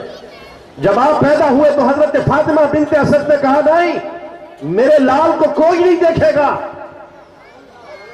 میرے لال کو کوئی نہیں دیکھے گا, بلاؤ مصطفیٰ کو. مصطفیٰ کو بلایا گیا. یہ میں نہیں کہہ رہا, جلال الدین سیوطی کہہ رہے ہیں, امام غزالی کہہ رہے ہیں, قسطلانی کہہ رہے ہیں. کس کے حوالے دوں؟ سب نے کہا جب حضرت علی پیدا ہوئے تو حضرت علی پیدا ہوتے کے ساتھ اسی حال میں ماں کے پیٹ سے جب آئے ہیں تو سب سے پہلے مصطفیٰ کی آواز سنائے. اور حضرت علی نے جب آنکھیں کھولی ہیں تو نہ ماں کو دیکھا نہ باپ کو دیکھا, سب سے پہلے اگر دیکھا تو مصطفیٰ کے چہرے کو دیکھا. جو بچے کو غسل دیا جاتا ہے پیدائش کے بعد, یاد رکھے, جو بچے کو نہلایا جاتا ہے وہ سب سے پہلے حضرت علی کو مصطفیٰ نے نہلایا. سبحان اللہ. یہ وہ حضرت علی ہے. کیا سمجھا ہے علی کو؟ ارے کیا سمجھے, سازش ہے ہمارے خلاف. یاد رکھیں, ہم اگر اہل بیت کی کا ذکر کریں, اہل بیت کی بات کریں تو کہا جاتا ہے یہ شیعہ کی باتیں, یہ ہمارے خلاف ایک سازش ہے. جلال الدین سیوطی نہ شیعہ تھے, امام غزالی شیعہ نہیں تھے.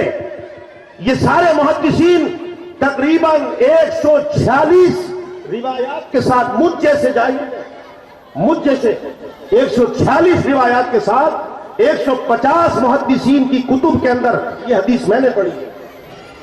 حد تواتر تک یہ حدیث پہنچی ہے کہ حضور نے غدیر خم پر جب خطبہ دیا, 1.25 لاکھ کا مجمع ہے صحابہ کا حج کرنے کے بعد, 18 ذی الحجہ کو ایک مجمع تھا, منبر لگایا, اور اس کے بعد حضور نے حمد و ثنا بیان کی. اس کے بعد فرمایا الستم تعلمون انی, کیا ہے صحابہ یہ نہیں جانتے تم کہ میں تمہاری جانوں کے زیادہ قریب ہوں؟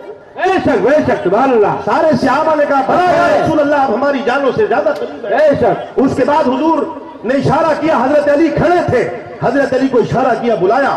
حضرت علی آئے, ادھر کھڑے ہوئے آن کر حضور نے اشارہ کیا, ادھر بلایا, اور بلانے کے بعد اپنا دست مبارک بڑھایا, حضرت علی کا ہاتھ پکڑا اور دونوں ہاتھوں کو اٹھا کر فرمایا من کنت مولا فعلی مولا, جس کا مصطفیٰ مولا ہے اس کا میرا علی بھی مولا ہے. تکبیر,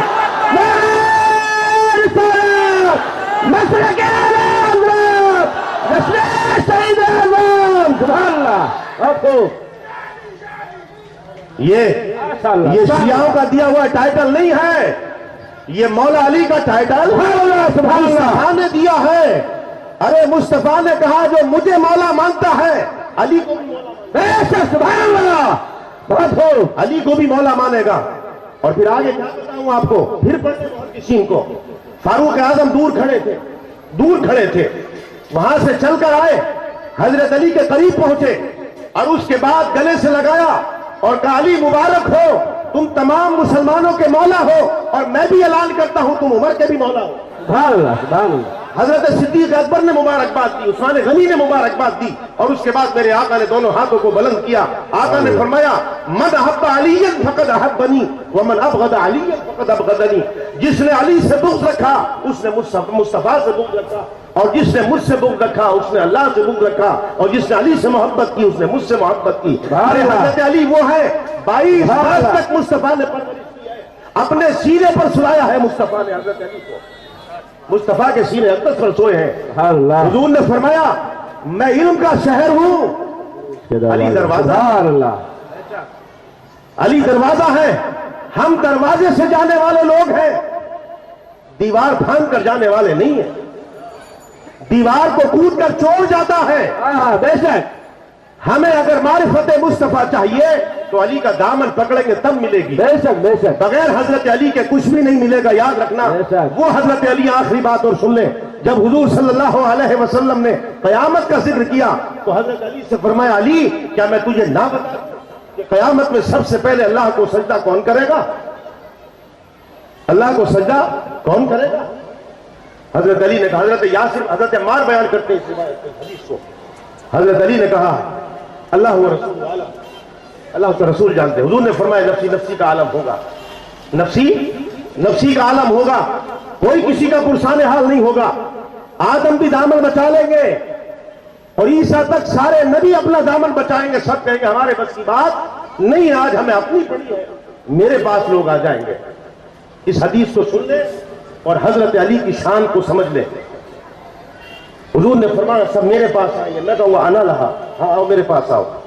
حضور نے فرمایا پھر میں 70,000 فرشتوں کے ساتھ، بخاری مسلم ترمذی ابن ماجہ کوئی کتاب حدیث کی ایسی نہیں جس میں یہ حدیث نہ ملے۔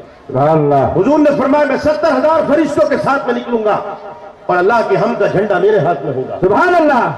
فرمایا اس جھنڈے کی پہلی سطر پر لکھا ہوگا بسم اللہ الرحمن الرحیم، دوسری سطر پر لکھا ہوگا لا الہ الا اللہ محمد رسول اللہ، تیسری سطر پر لکھا ہوگا الحمدللہ رب العالمین، اور فرمایا اس جھنڈے کی مسافت لمبائی اتنی ہوگی وہ 1600 برس چلے گا تب پورا کرے گا۔ فرمایا اس جھنڈے کو اللہ سایہ نصیب کرے گا، سارے آدم سے لے کر عیسیٰ تک سارے نبی اس جھنڈے کے نیچے ہوں گے، مصطفیٰ کا جھنڈا سب سے اعلیٰ ہوگا۔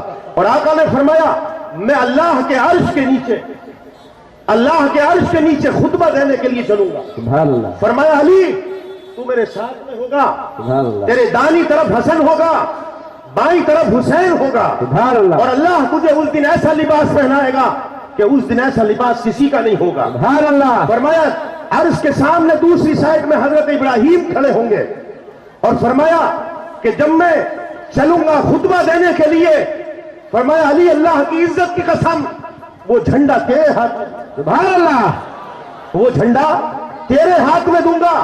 ارے لواء الحزم مصطفیٰ حضرت علی کے ہاتھ میں دے تو پھر یہ ہمارا یقین ہے، خدا کی قسم مصطفیٰ جھنڈا اگر دیں گے علی کے ہاتھ میں تو جنت کے سارے فلور کی، سارے کمروں کی چابیاں بھی حضرت علی کے ہاتھ میں ہوں گی، سبحان اللہ سبحان اللہ۔ وہ ذہن سے کھرچ کر پھینکیں، وہ اگر یہ کہتے ہیں کہ بغیر مولا علی کے جنت ملے گی، خدا کی قسم جنت تو جنت، اس کی خوشبو بھی نہیں ملے گی۔ ویسا خون ایسے نہیں بہایا ہے میدان کربلا میں، جو حضرت علی کے صاحبزادوں کا جو خون بہا ہے وہ ایسے نہیں بہا ہے۔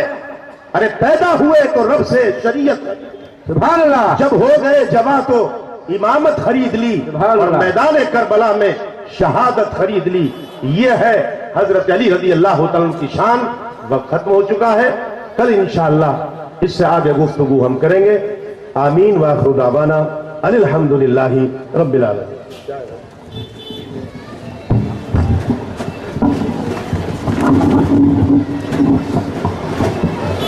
مصطفیٰ جان رحمت بلا کو سلام، شمع بزم ہدایت بلا کو تعمل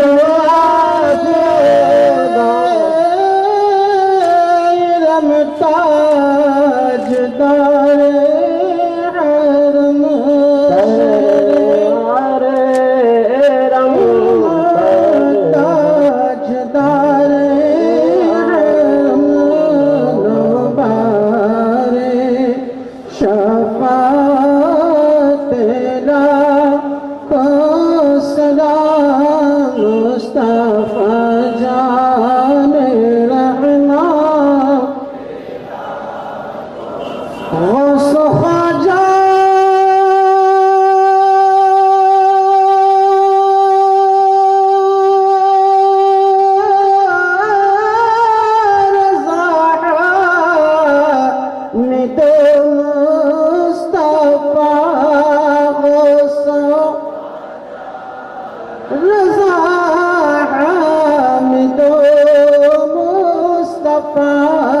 پنج گنج ولایت لاکھوں سلام مصطفیٰ جان رحمان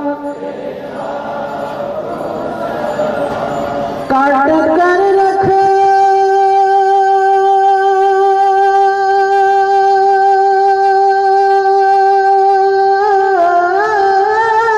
دیا شیخ نجدی کا سر کاٹ یا شیخ نجدی کا سر خنجر حضرت لاکھوں سلام مصطفیٰ جان رحمت پہلا کتنے مہنگے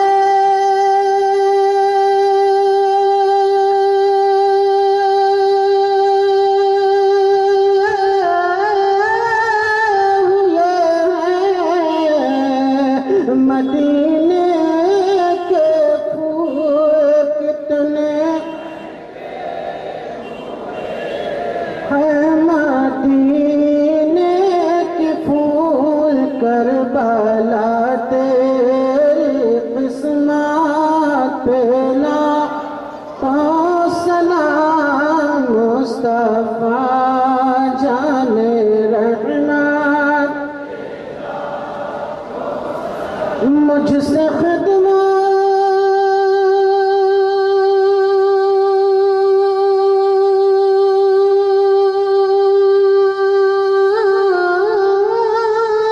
کہ قدسی کہے ہاں رضا مجھ سے قدسی کہے ہاں رضا مصطفیٰ جان رحمت پہلا کو سلام شمع بز میں یہ لایا الصلاة والسلام علیک یا رسول اللہ الصلاة والسلام علیک یا نبی اللہ الصلاة والسلام علیک یا حبیب اللہ اللهم صل على نبينا ومولانا محمد وعلى آل سيدنا ومولانا محمد وبارك وسلم صلاة وسلاما عليك يا سيدي يا رسول الله صلى الله تعالى عليك وسلم یا رب العالمین یا ارحم الراحمین تیرے حبیب کے چاہنے والوں کا اور اس تھوڑے سے وقت میں بالخصوص داماد رسول میرے مولا تیرے شیر یعنی حضرت علی رضی اللہ تعالیٰ عنہ کا بھی ذکر کیا، قرآن کی بھی تلاوت کی، نعتیں بھی پڑھی، درود السلام بھی پڑھا، نظر و نیاز کا اہتمام بھی کیا گیا۔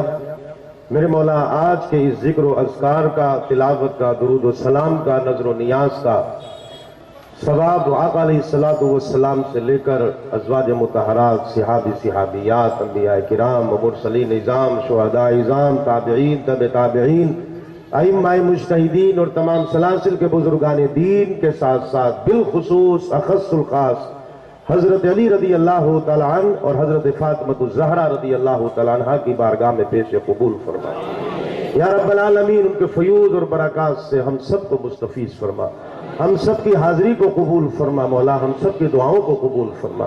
میرے مولا مسلسل کئی روز ہو چکے یہ تیرے بندے دن بھر کے تھکے ہارے میرے مولا، لیکن تیرے اور تیرے رسول کی اور تیرے رسول کے اہل بیت کی محبت میں، صحابہ کی محبت میں میرے مولا یہ سب جمع ہوتے مولا، تجھے تیرے حبیب کا واسطہ میرے مولا، تجھے تیرے حبیب کے صحابہ کا واسطہ میرے مولا، شہدائے احد ہوں، شہدائے بدر ہوں، ان تمام شہداء اور بالخصوص شہدائے کربلا کا واسطہ میرے مولا سب کی جائز تمناؤں کو پورا فرما دے۔